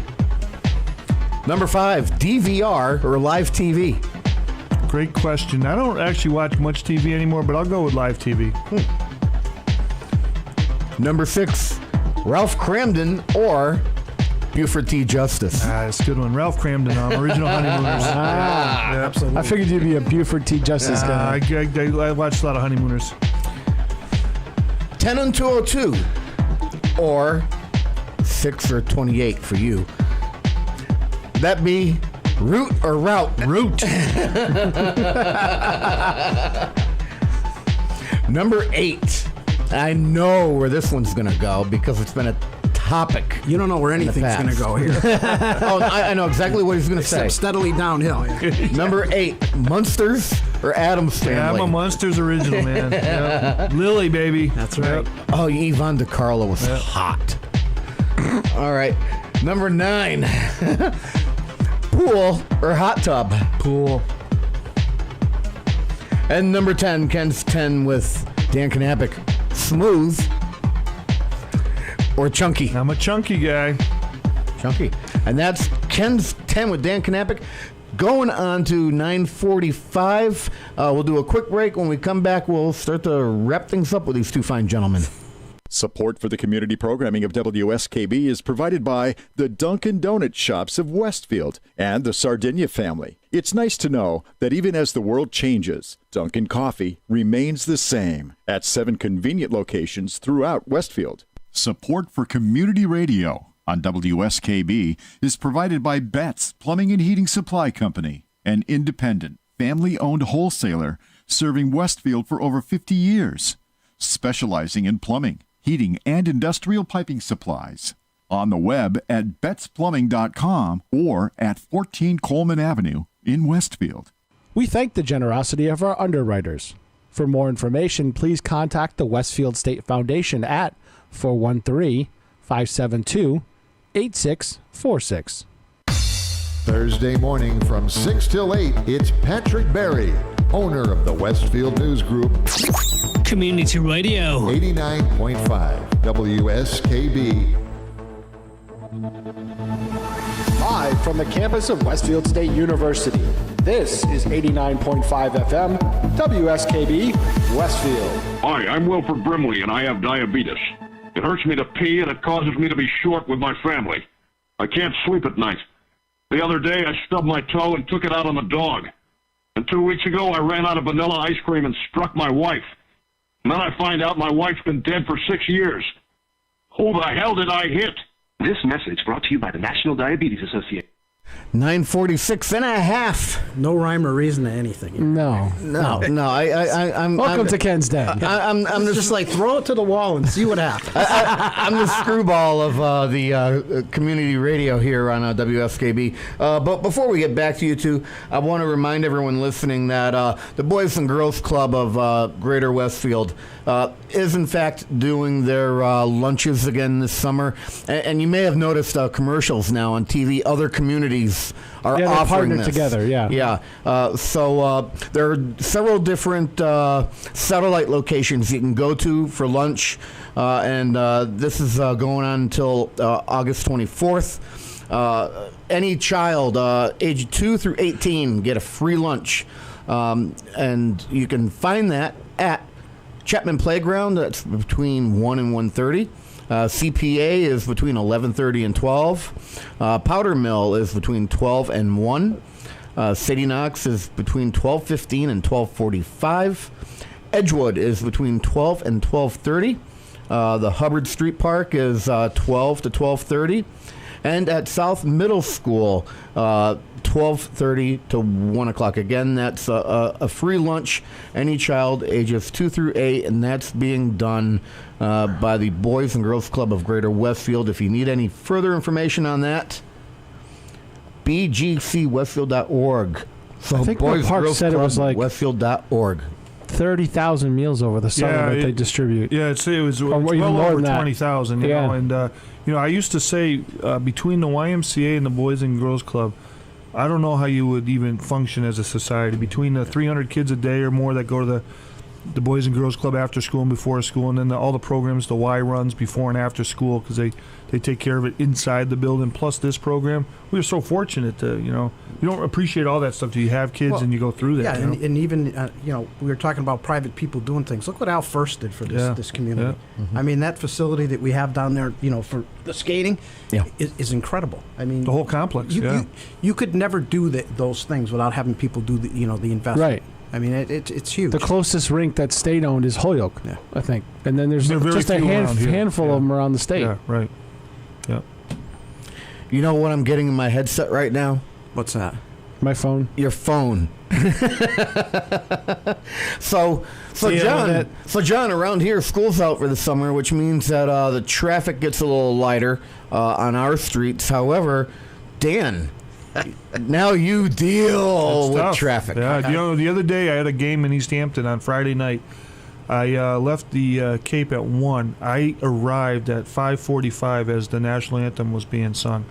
That's how long it took. How long did it take you to get over the bridge? Yeah, even I was already over. What were backed up was, usually it's coming on the Cape, but in this particular case, it was the Rotary and Bourne to get on to 25 is what was brutal. It was an extra hour there, but I mean, you never know, And then earlier in the spring, they had the joint expansion work on the Sagamore Bridge, so that really threw a monkey wrench. But on a good day, it's 2 hours, 35 minutes. I'm down there, and but with this time of year, once baseball's over, we'll be the whole family will be down for the summer. So I grew up down there. I grew up on the Cape as a kid. My father had a place on Fallon's Pond. Oh yeah, sure, down at Bass River. Right. And Mayfair Boatyard, is that still there? I'm not sure if Mayfair's there yet. But we grew up there, and then we went from there to Mashpee and spent several years in Mashpee. This is 45 years ago. It was brutal then. Yeah, my father used to complain all the time about going to the Cape. Yeah. My dad used to get up at 5 in the morning to beat the traffic off. Well, back then, though, there was no direct route. You had to get off. Oh, yeah. Right? There was no 495 that took you down, right? No 495. It was brutal. Yep. But, so still brutal. Yep. Yeah. It's so brutal. I go down there in the summer now and then to service some satellite equipment at a few nursing homes and hotels. I try to do that early in the day at the beginning of the week. Yeah. But if I'm staying down there personally, and I actually have a place to stay at in West Yarmouth, and years ago, as a family, we used to do West Dennis. So very familiar with that area. I won't go down to stay personally in the summertime. I wait until after the holiday up in September, and I wait for the schools to go back in session. September's a great time. Because 28, just to get from Yarmouth to Hyannis can take you almost an hour. Yeah, it's brutal. Yeah. Well, my dad... And there's no way you can go around that. No. You just have to deal with it. My dad was a real estate guy, and he had 3 offices on the Cape. He had one in Osterville, he had one in Sandwich, and he had one in Yarmouth. Yeah, good real estate. He did very well there for years. But he lived on the Cape, and he commuted back and forth. Family was here. He had a house there. But I can still remember, and my mother probably still has it, he had a shirt that he used to wear in the summer, and it said, "I am a resident. I live here, and I don't answer questions." He wore that shirt all the time. That's great. Yeah, so. I'm down there, the past, let's say, 10, 12 years, I've been down there so often for work. A lot of the hotels will just put me up overnight. So I haven't had to call on my friend who owns the house in West Yarmouth to actually use it. Yeah. But the last time I actually used that house for the week, it was when Hurricane Edward came to the area. And I remember driving over Sagamore, and everyone was leaving, and I'm the only one driving on to the Cape. And the winds were just... I was driving an S10 Blazer at the time, which isn't very aerodynamic. So I'm getting tossed about on the Sagamore Bridge. And, I went down to the house, and then the beach area was about, maybe 1,000 feet away from the house. And I went out, and I opened up the car door, and I had to hold on to my door and the frame of my car because of the winds. I've never experienced anything like that. And then I looked out at the seas, and the waves were just incredible. Never seen anything like that in my life down at the Cape. Yeah, it's interesting. And I got the T-shirt. It said, "I survived Hurricane Edward." Well, the big debate now that's starting to percolate up is what to do with those 2 big bridges. They were both built in the mid-1930s. And Army Corps of Engineers did those. They are way over or under size for today's traffic. I remember last 4th of July we were down there on Friday. On the 4th of July weekend would have started on a Tuesday. So that Friday, going into it, over 90,000 cars came over the bridges just on that one day. And Saturday, another 50 or 60,000 more. So it's unbelievable. So that'll be an interesting conversation to see what the future is going to be, because there's no easy. easy way to fix any of that stuff. No. You know? You're going to have a lot more traffic going down there for those people building all those windmills. Oh, well, don't even get me started on that. Hey, but here's one for you, though. We are building a bike trail through Yarmouth. It's part of the Cape Cod Rail Trail system. Mm-hmm. So we're in phase 2 now. It's almost finished, and phase 3 will connect us to Barnstable. So very shortly, you'll go from Barnstable all the way up to Wellfleet on the system. And our cost is like $26 million, right? So maybe we can connect it to the Westfield. Well, maybe, but I think, what I listened to is all the complaining that was being done on the Greenway here, and I'm saying to myself, geez, I asked the Public Works, I said, how much is ours? Because it was well into construction by the time I showed up. They said it's probably all in, it'll be $26 million, and it's like. It's so incredibly popular, though. I run into people every day, even from out here. I was actually I took a ride to Shaker Farms the other day with my kids to have lunch. Saw a couple folks there from Westfield who made a comment. They went to the new spot in Dennis on Route 134, Patriot Plaza, where the latest connection is. They parked there and they drove all the way up to a Wellfleet from there. So, so I mean, you're with the Wolf. That's a nice flat ride. It's a good ride. Yeah, it's an awesome ride. Yeah. Do you have dissenters amongst the community when it comes to that? So what's interesting about town government, though, and it's kind of a unique situation that there's very little politics. We don't have a Republican or Democrat slates. It's much like it is in Westfield. The select board, which is the executive, is nonpartisan, right? So what we have, though, is town meeting. So our instead of a city council, you gear up all this energy and effort to present what your budget is going to be and all your zoning and planning stuff for one 7-hour event on a Saturday in May. But I was saying off air that our budget process begins in October. And a couple things that we do, I think that would be really good lessons in Westfield would be, one is we agree on a revenue target. Where is it? The Board of Selectmen says you will not go above this number, so everything is built into that. Oh, so, like a real business. Well, much like how the state you start with the budget and then you work with it. So you could take 3 members from the council with the mayor, and you could agree consensus-wise on your revenue targets, as opposed to how it's done now. The other thing that's way different is that the budget, actually, I prepare it with our team, our finance team, but it's massaged through 3 different committees. It's got the finance committee. If it doesn't get through the finance committee, which is like a 7-member board, a former mayor of Chicopee is on that, Jack Moylan, great guy. And these are all guys, long time in acumen with business, and so it's got to go through there. If it's a capital purchase, then it's got to go through also capital budget committee. And then it'll eventually find its way in a hearing in front of the select board. And then after all of that, it'll eventually then be presented at town meeting. So there's a lot of opportunity to comment on it. But the thing that makes it a lot more, more structured is that the agreement on the revenue targets. So there's no debate as to how much this board says we're just going to accept the taxation up to this amount. So do with that what you want. I've got a minute left. Dan. All this citizen participation that gets in on it. So it's different. Towns are just a little cumbersome, but it's a pretty good way to get everybody in. Well, with a minute left, real quick. Everybody, I want to wish everybody a happy 4th, safe 4th. Everybody behave. I want to thank you for having me in again. I'm happy to be here, and nice to see Dan. Good to see you, John. Yeah, keep up the good work. Yeah, I'm trying hard, and I know you're doing a good job at the Cape, so you're thank you. Both ends. That's it. That's all I got. I want to thank you for coming in, John. It's always a pleasure having you come into the studio. No, I'm happy to be here. All right. Dan Knapik. Ken, thank you. Thanks for being my co-host for today. Pete, thanks. You are going to be a co-host again next month. That. Yeah. All right. And your guest next month. Oh, boy. Old 6%. It's going to be 6% Donnelly. Yep. And we are going to open up the phone lines. So everyone out there who gives either Knapik or Donnelly hell on social media, the phone line will be open for you to call in and say what's on your mind. Just remember, we have to follow FCC rules and regulations here. So that's coming up next month. Next week, I have Dan Paquette coming in from the library. My guest host then will be Harry Rock. 2 weeks from now, Chef John Slattery, and my guest co-host will be Basha Bell. And then the week after that, Jennifer Grusko will be coming in to talk about the Food Fest coming up in August.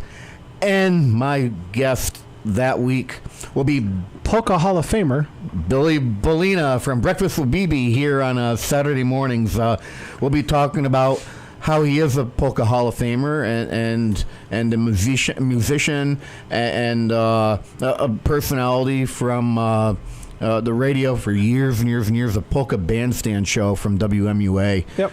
So that'll be a blast. And then the week after that, co-host Dan Paquette will be in here welcoming Southern Rain, who will be performing live on air. Sounds good. All right. Sounds like a lot of fun. Pete, I want to thank you for pushing buttons. I want to thank my listeners for taking 2 hours out of your life you're never going to get back. And my viewers on Channel 15 or WestvilleTV.org, I'd be remiss if I did not point you out. 8:59 and a half. I will catch you next week. Bombadita, bombadita, bombadita, bombadita, bombadita, bombadita, bombadita, bombadita, until bombadita, we meet bombadita, again. bombadita, Happy trails to you. Bombadita, bombadita, Keep smiling until then. Who cares about the clouds when we're together? Just sing a song and think about sunny weather.